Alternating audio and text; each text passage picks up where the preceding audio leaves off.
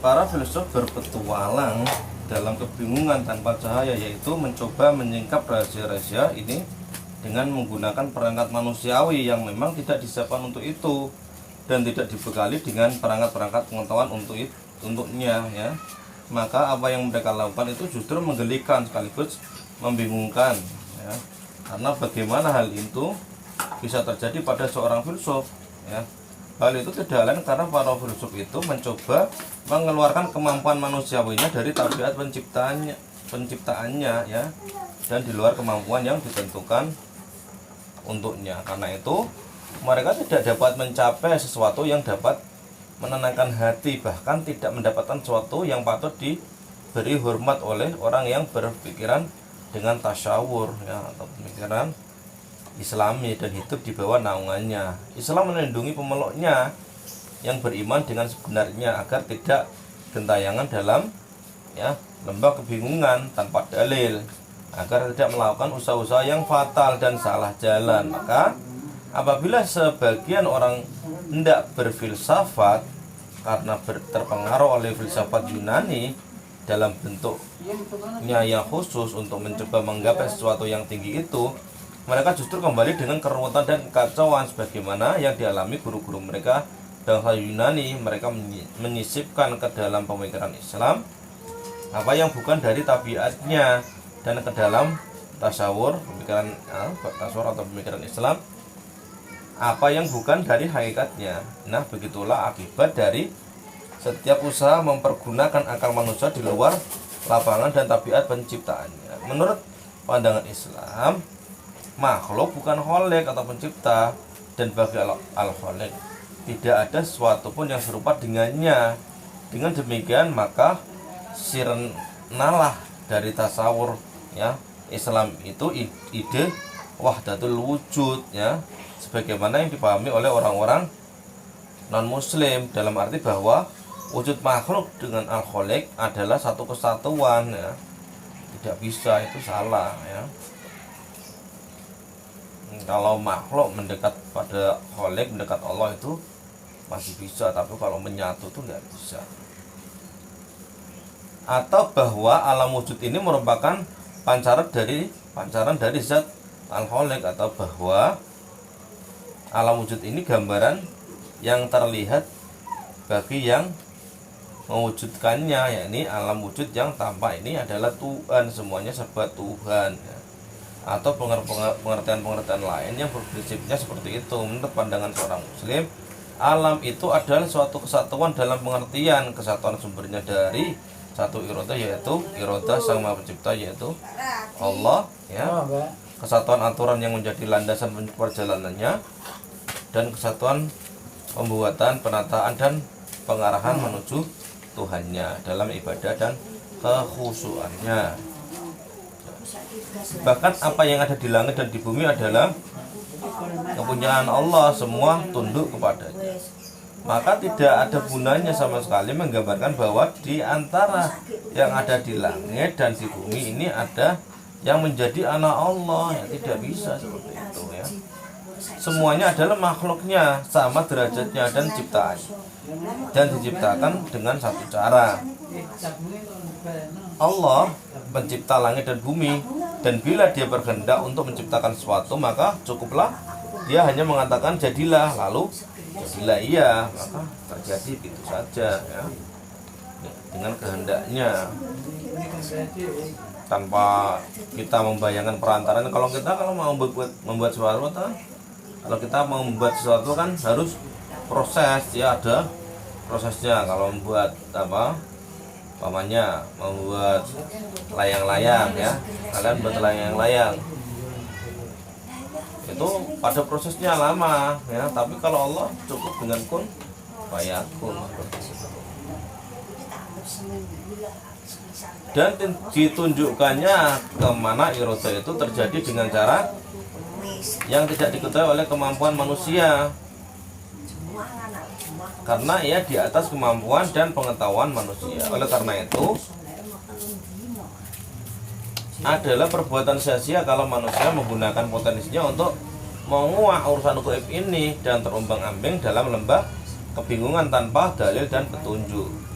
Ya, setelah selesai memaparkan perkataan kaum ahli kitab yang mendakwakan adanya anak bagi Allah yang Maha Suci dan meluruskan serta menyanggah dakwah tersebut, maka dilanjutkanlah dengan mengungkapkan perkataan kaum musyrikin yang sama saja dengan pandangan dan persepsi ahli kitab itu. Dan orang-orang yang tidak mengetahui berkata mereka, mengapa Allah tidak langsung berbicara dengan kami atau datang tanda-tanda kekuasaannya kepada kami.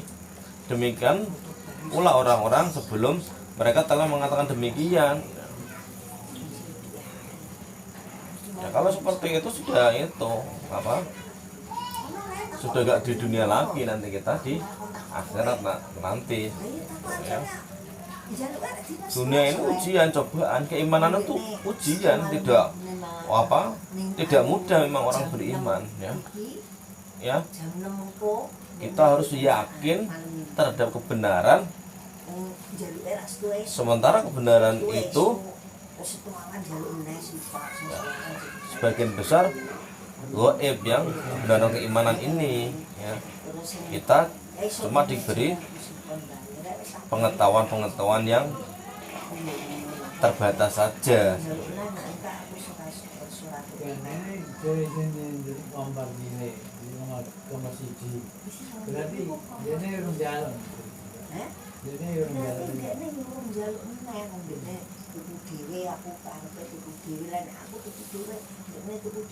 Orang-orang yang tidak mengetahui itu adalah orang-orang musyrik yang buta huruf, karena mereka tidak memiliki pengetahuan tentang kitab. Mereka sering menantang Nabi SAW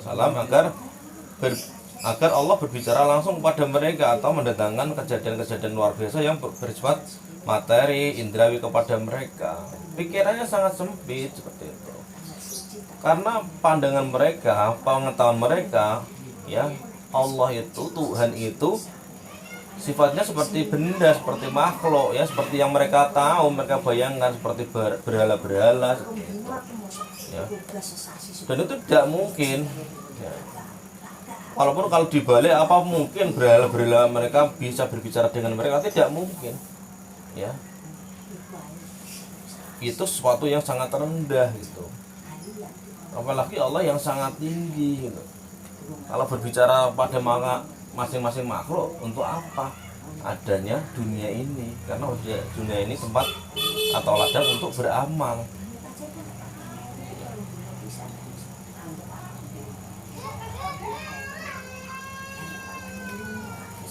Disebutkannya perkataan mereka di sini adalah dimaksudkan untuk menjelaskan bahwa orang-orang sebelum mereka, yaitu orang-orang Yahudi dan sebagainya, ya, juga meminta yang demikian itu kepada nabi-nabi mereka. Kaum Nabi Musa minta kepadanya agar mereka dapat melihat Allah dengan jelas, dan mereka menuntut lagi bahwa bahkan bersikap mempersulit, ya, di dalam menuntut hal-hal yang luar biasa. Maka di antara mereka terdapat keserupaan dan dalam tabiat, persepsi dan kesehatan mereka.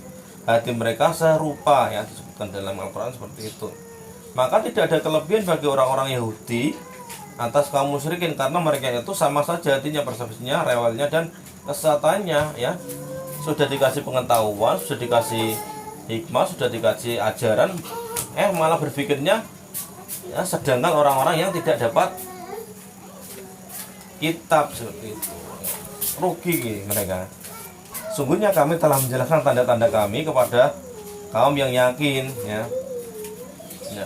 Orang-orang yang memiliki keyakinan yang mantap di dalam hatinya, maka ia akan mendapati bukti-bukti kebenaran keyakinannya di dalam ayat Allah, dan akan mendapatkan ketenangan dan ketentraman hati. Maka bukan ayat-ayat itu yang menimbulkan keyakinan, tetapi dengan keyakinan itulah ia dapat mengetahui petunjuknya dan merasa mantap dengan hakikatnya. Perhatikan, bukan ayat-ayat itu yang menimbulkan keyakinan, tapi dengan keyakinan itulah ia dapat mengetahui petunjuknya dan merasa mantap dengan hakikatnya. Keyakinan itu pula yang menyiapkan hati untuk menerima dan melakukan hubungan dengan benar.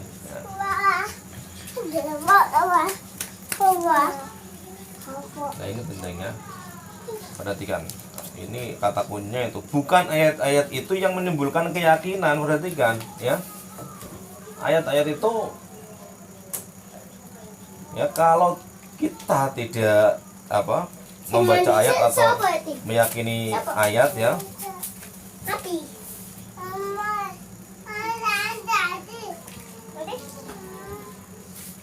ya ini perhatikan, bukan ayat-ayat itu yang menimbulkan keyakinan, tetapi dengan keyakinan itu ya, dia dapat mengetahui petunjuknya dan merasa mantap dengan hakikatnya ya. Ketika membaca ayat-ayat, kita harus mempunyai keyakinan bahwa ayat-ayat ini benar. Ketika seperti itu ya, kita bisa merasakan hidupnya ayat-ayat itu dalam pemahaman kita ya. Kalau kita dekat dengan Allah ya, kita husnuzon dengan Allah, maka dengan mudah kita untuk memahami Al-Quran ini intinya. Tapi bukan dengan membaca ayat-ayat itu kita yakin, belum tentu ya. Orang-orang ahli kita seperti itu membaca ayat tapi mereka tidak yakin karena mereka belum punya bekal yang kuat ya. Artinya ya, antara ayat dan keyakinan itu ya, mana yang lebih dulu ya, bisa bersama-sama atau keyakinannya dulu ya. Kalau kita yakin bahwa apa yang kita baca benar, kita akan memahaminya, ini benar ini. Tapi kalau kita tidak yakin, kita membaca Al-Quran, kita membaca ayat, kita membaca petunjuk ya, kita tidak akan bisa memahaminya, kita tidak punya keyakinan. Walhamdulillah ya, kita cukupkan. Allahumma afiq ila qawmit thariq. Wassalamualaikum warahmatullahi wabarakatuh. Waalaikumsalam warahmatullahi wabarakatuh.